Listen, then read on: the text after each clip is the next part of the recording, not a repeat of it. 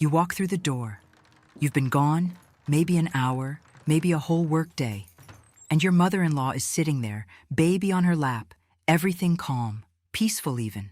The baby's babbling, maybe chewing on a toy, maybe just looking around the room like a little philosopher with no deadlines. And then they see you. And it's like someone flipped a switch. The face crumbles, the arms shoot out, the cry, not a fussy little whine, the full body, shaking, gasping cry, erupts, like the world just ended. And your mother-in-law looks at you with that face. You know the one. That little smile that says, she was perfectly fine until you showed up. Yeah, let's talk about that. Because if you've ever stood in that doorway, arms full of groceries or still wearing your coat, watching your baby completely fall apart at the sight of you, you've probably had the thought, maybe I stressed them out. Maybe they're better off without me. Maybe I've done something wrong. That's not a crazy thing to feel. Honestly, it's one of the most common things mothers carry quietly. This guilt that sneaks in sideways, not from a book or a doctor, but from a living room full of people watching your baby melt down the second you appear. But here's the thing. That reaction, that escalation the moment you walk in, it's not what it looks like, not even close. And what it actually means is worth knowing. To get what's really happening, you have to understand something about how babies manage stress. And the key word there is manage, not resolve. Babies can't self-regulate, not in the way you and I can. A 2022 review in Frontiers in Behavioral Neuroscience by Bhatt and colleagues put it clearly. Parental care functions as a co-regulator of an infant's physiological and emotional state. Their heart rate, cortisol, breathing, emotional arousal, all of it leans on someone else's nervous system, specifically yours. The Harvard Center on the Developing Child calls this serve and return, these back-and-forth exchanges where the caregiver's regulated presence literally shapes the baby's developing brain architecture. So when you leave the room, when you go to work or step out to take a call or hand the baby to your partner, the baby doesn't just feel sad. They lose access to their primary regulation system. Now, that doesn't mean they collapse immediately. Babies are resourceful. They can cope. They can hold it together. They can get interested in a toy or a face or a ceiling fan that's apparently the most fascinating thing in the universe. The other caregiver might be warm, loving, perfectly competent. But managing is not the same as being regulated. Think of it like this. You've had a terrible day at work, brutal. But you hold it together through the meeting, through the commute, through the parking lot.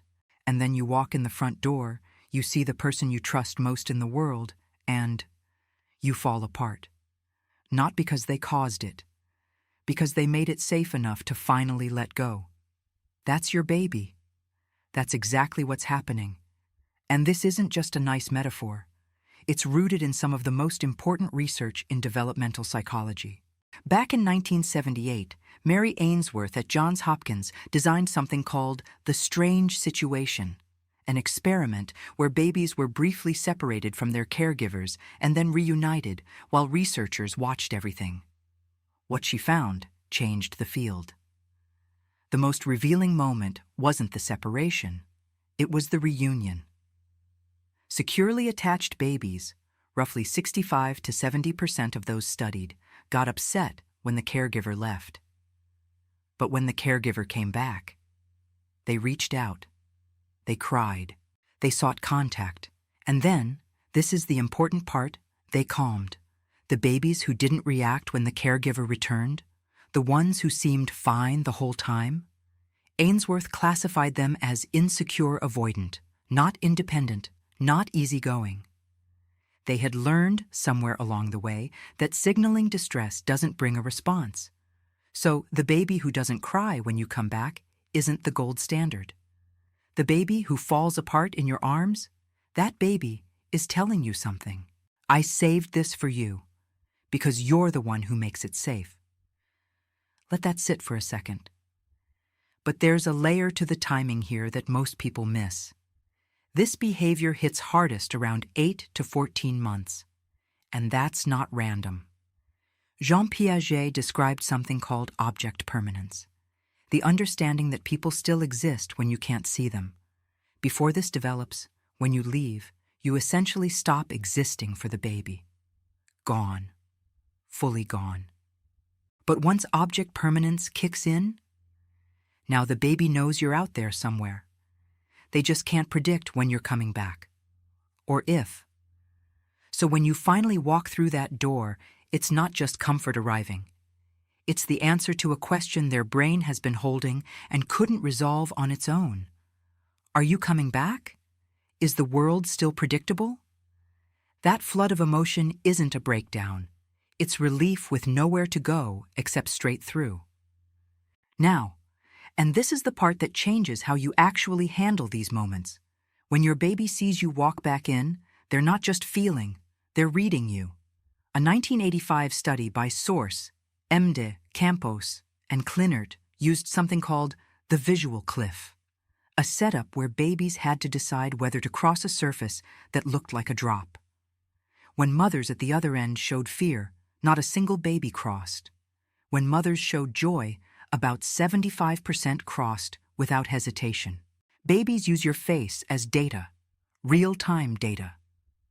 So during that reunion moment, when your baby is scanning you through tears, they're not just seeking comfort. They're checking, are you calm? Are you okay? Is the world still safe? Which means what you do when you walk through that door matters, not because you need to perform happiness. You don't. But if you can take one breath before you pick them up, not a show, just a real breath, your nervous system starts broadcasting the signal their nervous system is waiting for. You're telling them, I'm here, I'm calm, we're okay. And that's when the settling begins. A few things worth watching for in real life. After the meltdown, notice what happens when they're in your arms. Do they settle? Maybe not instantly. But within a few minutes, do you feel their body soften? Does their breathing start to slow? That settling is the signal that the system is working. They escalated because they trust you, and they calm because your presence delivered what their nervous system needed. And if you're the other parent in the room, the one who was holding them when everything seemed fine, and then watched them lose it the second the other parent walked in, I want you to hear this. This isn't a ranking. It's not about who's better or who the baby loves more. Attachment research shows that babies build different relationships with different caregivers, and each one serves a distinct developmental role. The baby isn't rejecting you. Their nervous system registered one person first as the primary regulation anchor, and when that anchor returns, the system responds. What you gave them while that person was gone? That matters too, more than you think. One more thing here. A landmark study by Bell and Ainsworth in 1972 followed 26 mother-infant pairs over an entire year. They found that mothers who responded promptly to crying in the early months had babies who cried less later, not more. Responsiveness builds security. It doesn't create dependence. So when someone tells you you're spoiling your baby by picking them up too fast, the data says the opposite. Every single time. Now, when should this get your attention in a different way? If a baby consistently shows no reaction when a caregiver leaves or returns, no reaching, no tracking, no preference between familiar people and strangers, that's a pattern worth noticing, not as a diagnosis, not as a panic, but as something worth a quiet conversation with your pediatrician. Same goes for the opposite end. If a baby is persistently inconsolable, even when the primary caregiver is present, responsive, doing everything right, and the distress stays elevated for long stretches without any settling, that pattern can sometimes have layers underneath worth exploring with a professional. This channel helps you observe and understand. It's not a clinical assessment. When something feels off, trust that feeling. Your instinct plus your pediatrician is always the right next step. But for most of you watching this, here's what I want you to carry out of this video. The next time you walk through that door and your baby's face crumbles and the crying ramps up to a level that makes everyone in the room look at you like you broke something, You didn't break anything. You're the only person in that room they trust enough to break down with. That cry isn't a complaint. It's not a verdict on your parenting. It's the sound of a nervous system that was holding its breath, finally exhaling. Because you came back. And that's not a problem to fix. That's a bond doing exactly what it was built to do. If this changed how you see that moment, you might want to hear what comes next. Why babies who were laughing 1 second go completely silent the moment something shifts. And what that sudden quiet is actually protecting. That's the next video.